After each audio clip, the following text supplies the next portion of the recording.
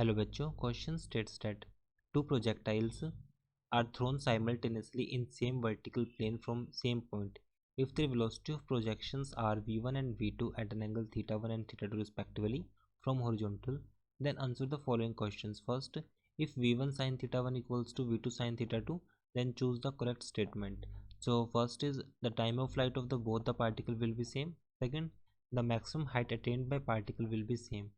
Third, the trajectory of one with respect to another during the flight will be horizontal straight line, and last option is none of these. First key concept for this question.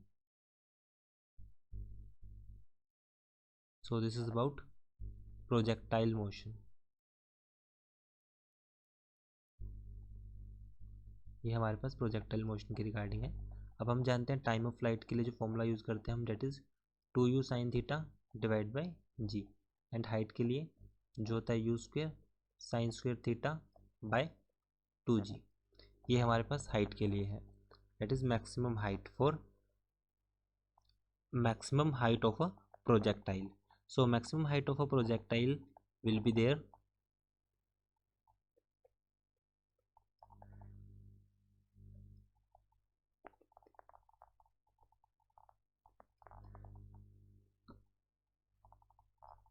u square sin square theta by 2g. ये हमारे पास formula होगा. अब हमें question में clearly mention है कि जो components हैं हमारे पास, सपोज करता हूँ ये फर्स्ट केस होगा. यहाँ पर जो वेलोसिटी है वो है v1, ये एंगल हमारे पास है theta. So this is v1 cos theta 1 and vertical component हो जाएगा इसका v1 sin theta 1. Second case में प्रोजेक्टाइल है कुछ इस तरह से, यहाँ पर कंपोनेंट है v2 sin थीटा 2 हो जाएगा. This angle is theta 2 and this component is v2 sin of theta 1. Sorry, this angle is cos of theta 1. अब दोनों केस में जो टाइम ऑफ फ्लाइट होगा, बिकॉज टाइम ऑफ फ्लाइट के लिए t equals to 2u sin theta by G. अगर मैं फर्स्ट केस की बात करूँ t1, तो ये हो जाएगा 2v1 sin of theta 1 divide by g. Second case में t2, तो ये हो जाएगा 2v2 sin of theta 2 divide by में जी. सो दोनों टाइम पीरियड, क्योंकि यहाँ पे v1 sin theta 1 equals to v1 sin theta 1 equal है हमारे पास v2 sin थीटा 2 के. सो इसका मतलब जो दोनों टाइम पीरियड होंगे t1 t2 दोनों आपस में क्या होंगे, इक्वल होंगे. सेकंड, अब हम इसमें देखते हैं सेकंड केस. सेकंड केस में जो है the maximum height attend bye particle will be same. जो मैक्सिमम हाइट होगी हमारे पास पार्टिकल जो अटेन करेगा वो भी सेम होगी. हाइट का केस भी सेम है, क्योंकि जो हाइट के लिए जो फॉर्मूला हम यूज़ करेंगे you square sine square theta by 2g. Height के लिए हमारे पास होगा you square sine square theta by 2g. तो इसको लिख सकता हूँ मैं simply v1 sine theta 1 square by 2g for h1, and for second case h2, this is v2 sin of theta 2 divided by 2g. since sorry, यहाँ पे जो square होगा सिर्फ न्यूमरेटर का होगा, डिनोमिनेटर का स्क्वेयर नहीं होगा. सो v1 और v2 की वैल्यू हमें इक्वल गिवन है, this value are equal. So it means h1 equals to h2, दोनों की हाइट भी इक्वल होगी. थर्ड केस हमारे पास इंपॉर्टेंट है, जो थर्ड ऑप्शन है.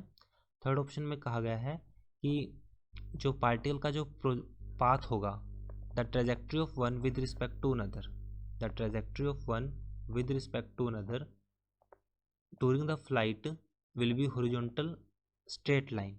तो ये हमें बताना है. जैसा कि हम देख सकते हैं इस केस में, थर्ड केस के लिए, कि जो पार्टिकल की जो एक्सेलेरेशन ड्यू टू ग्रेविटी होगा, सपोज हमारे पास कुछ इस तरह से मोशन होगा, हर एक पॉइंट पर जो एक्सेलेरेशन ड्यू टू ग्रेविटी होगा वो वर्टिकली डाउनवर्ड एक्ट करेगा. जी ऑलवेज एक्ट डाउनवर्ड.